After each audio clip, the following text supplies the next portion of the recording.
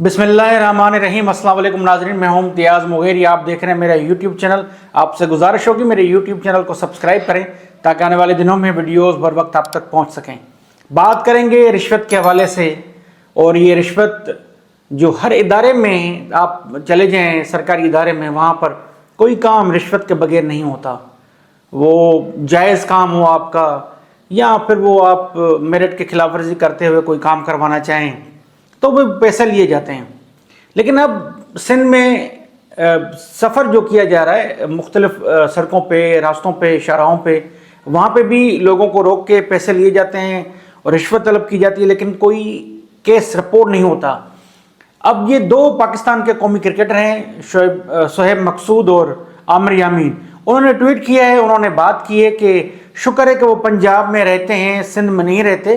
سندھ میں ہر 50 کلومیٹر پہ رشوت طلب کی جاتی ہے، پولیس روک لیتی ہے۔ وہ کیا کہہ رہے ہیں شعیب مقصود، پہلے وہ سنیں پھر اس پہ میں بات کرتا ہوں۔ آ رہے تھے ملتان، تو رات تقریباً 12 بجے کا یہ ٹائم تھا۔ ہم سٹرنڈ ایک علاقہ ہے، وہاں سے ہم نے ٹول پلازا کلیئر کیا اور 2 کلومیٹر آگے 2 پولیس والے، انہوں نے ہمیں روکا نہیں، وہ لیٹرلی سر روڈ کے آگے بالکل کھڑے ہو گئے۔ پہلی دفعہ سندھ ٹریول کر رہا تھا تو جنرلی جیسے ہمیں پنجاب میں یا کہیں پہ بھی پولیس روکتی ہے، ہم رک گئے۔ کہا جی گاڑی کے ڈاکومنٹ چیک کرائے، ہم نے گاڑی کے ڈاکومنٹ چیک کروائے اور ساری چیزیں۔ کہتا جی آپ کی گاڑی کی یہ لائٹ جو ہے یہ ہائی اسپیڈ میں کیوں چل رہی ہے؟ میں نے کہا سر یہ بالکل سنسان روڈ ہے، کچھ نظر نہیں آ رہا، اور ویسے بھی آپ ٹریفک پولیس سے تو ہے نہیں جو آپ یہ کوشچن کریں۔ تو کہتا جی آپ کو پتا ہے اس کا 1 لاکھ روپے جرمانہ ہے۔ میں نے کہا سر میں بھی ایک پڑھا لکھا بندہ ہوں، مجھے پتا ہے اس سے کوئی 1 لاکھ روپے جرمانہ نہیں ہے۔ اگر ٹریفک پولیس بھی اگر روکے تو اس کا چلان کرے گی وہ 2-2.5 روپے کا۔ تو کہتا جی آپ 12,000 روپے دے تو بتا تھانے پہ چلو اور وہاں جا کے ہم آپ کو اندر کر دیں گے۔ تو ہم لوگ ڈر گئے دونوں، تو اس نے جتنے بھی پیسے مانگے 8,000 روپے اس نے مانگے، ہم نے اس کو دے دیے۔ اس کے بعد آگے ہم 30 یا 40 کلومیٹر کے اراؤنڈ دور گئے ہیں، تو پھر میں پھر ہمارے ساتھ ایسا واقعہ ہوا کہ پولیس درمیان میں آ گئی۔ بڑا بیڈ ایکسپیرینس رہا ہے۔ ہم نے بولا سر ہم کرکٹرز ہیں اور انٹرنیشنل پلیئرز ہیں اور ہم لوگ میچ کھیل کے آ رہے ہیں۔ پلیئرز کا سنا تو اسے ایک تو ڈیمانڈ بھی بڑھا دی اور اوپر سے سر بدتمیزی بہت زیادہ کرنے لگ گئے۔ ٹویٹ کرنے کا مقصد صرف یہ تھا کہ ویل نون پرسنز کے ساتھ وہ ایسا سلوک کر سکتے ہیں تو نارمل پبلک کے ساتھ کیا سلوک کریں گے۔ شعیب مقصود کہتے ہیں کہ یہ جب ایک مشہور شخصیات کے خلاف جب اس طرح کا سلوک ہو رہا ہے ان سے، وہ کرکٹر ہیں، وہ میچ کھیل کے یہاں کراچی سے ملتان جا رہے تھے، پہلی بار وہ سفر کر رہے تھے روڈ کے راستے پہ، انہوں نے کہا کہ جب یہ ان کے ساتھ ہو رہا ہے تو باقی لوگوں کے ساتھ کیا ہو رہا ہوگا؟ باقی لوگوں کے ساتھ بہت برا ہو رہا ہے، اور وہ برا جو ہو رہا ہے وہ رپورٹ بھی نہیں ہو رہا۔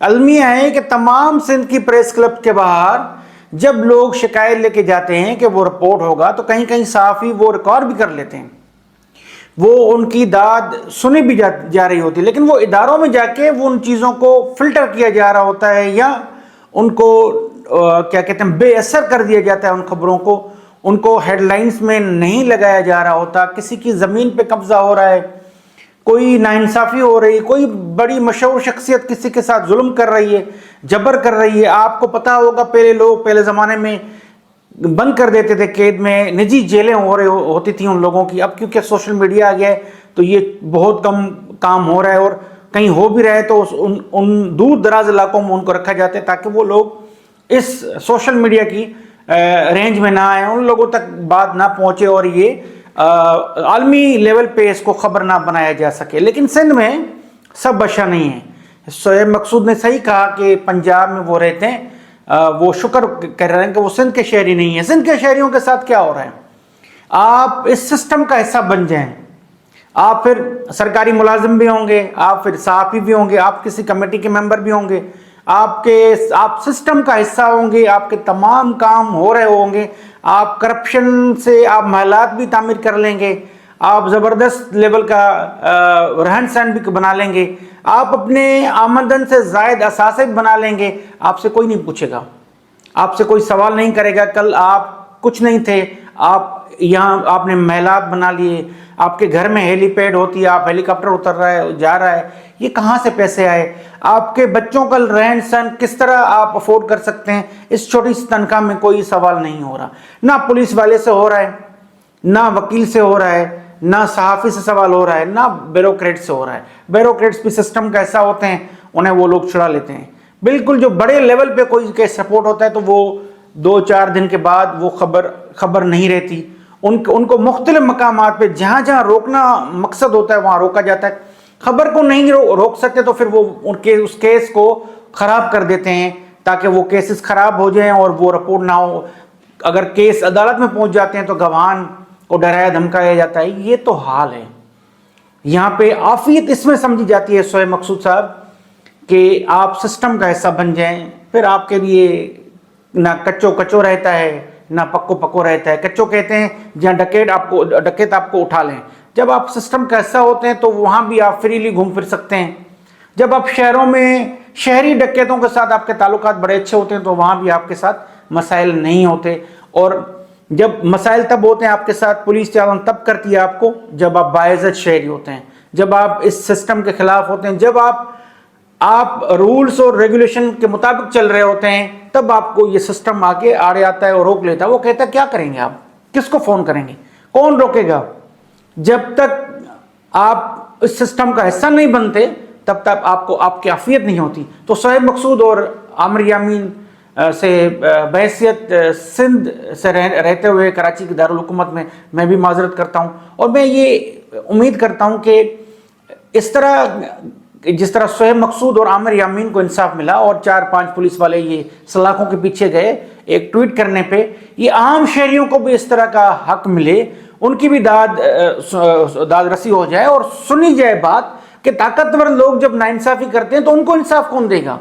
یہ تو انٹرنیشنل کرکٹر ہیں, انہوں نے ٹویٹ کیا اور ان کی بات سنی گئی اور لوگ سلاخوں کے پیچھے چلے گئے. لیکن بڑے لوگ جو خربہ روپے چوری کرتے ہیں, وائٹ کالر کرائم کرتے ہیں, مختلف فیکٹریوں سے بھتے لے رہے ہوتے ہیں, مختلف ٹرانسفر پوسٹنگ سے پیسے لے رہے ہوتے ہیں, اپنے بندے لگا کے سرکاری نوکریاں بیچ رہے ہوتے ہیں اور پکڑے جاتے ہیں, بڑے بڑے اسکیم ہوتے ہیں, ان کو کوئی نہیں پکڑتا. ان کو پکڑنا تو ان کو چاہیے 4-5 صفائی جنہوں نے 8,000 لیے, 12,000 روپے لیے. یہ بھی جرم ہے, یہ بھی نہیں ہونا چاہیے, لیکن اس سے بڑے جرائم سندھ میں ہو رہے ہیں لیکن ان کو کوئی نہیں پکڑتا. اور وہ بڑے بڑے ڈکیٹ سسٹم کا حصہ ہوتے ہیں, ایوانوں میں چلے جاتے ہیں. تو سب سے پہلے اس کے خلاف اگر کوئی بات کی جائے اور اس سسٹم کو روکا جائے تبھی کچھ بہتری آئے گی سندھ میں یا باقی صوبوں میں پاکستان کے. باقی اس طرح بہتری نہیں آئے گی کہ 2-4 پولیس والے جیل میں چلے وہ پھر ان کو معطل کر دیا گیا, پھر وہ معذرت کر دیں گے, ان کو عدالت چھوڑ دے گی چھوٹا موٹا فائن کر کے. بڑے بڑے ڈکیت جو وائٹ کالر کرائم کرتے ہیں, اربا خربہ روپے وہ لوٹ کے ملک سے باہر بھی لے جا رہے ہیں اور یہاں بھی رکھ رہے ہیں, ان پہ کون ہاتھ ڈالے گا. سب سے بڑے ڈکیت, بڑے جرائم کے مرتکب جو ہوئے ہیں لوگ وہ تو یہیں پہ ہیں. وہ تو پھر وہ تیاری کر رہے ہیں کہ اسمبلیوں میں جائیں گے, ایوانوں میں جائیں گے, ان کو کوئی نہیں پکڑے. پکڑنے والے پھر ان کے ملازم ہوتے ہیں, کیسے پکڑیں گے؟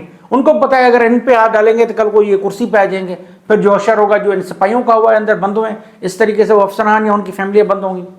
سندھ کے اس کرپٹ نظام کو ٹھیک کرنے کی ضرورت ہے اور اس کے حوالے سے بھی کسی کو کوئی ٹویٹ کرنا چاہیے اور کسی کو تو متحرک ہونا چاہیے. نہ نیب اس پہ کام کر رہی ہے, نہ اینٹی کرپشن کام کر رہی ہے, نہ کوئی اور ادارہ کام کر رہا ہے. میں رکھوں گا آپ کو ملک کی سیاسی صورتحال دیگر معاملات سے باخبر. ملتے ہیں نیکسٹ ویڈیو میں, تب تک کے لیے اللہ حافظ.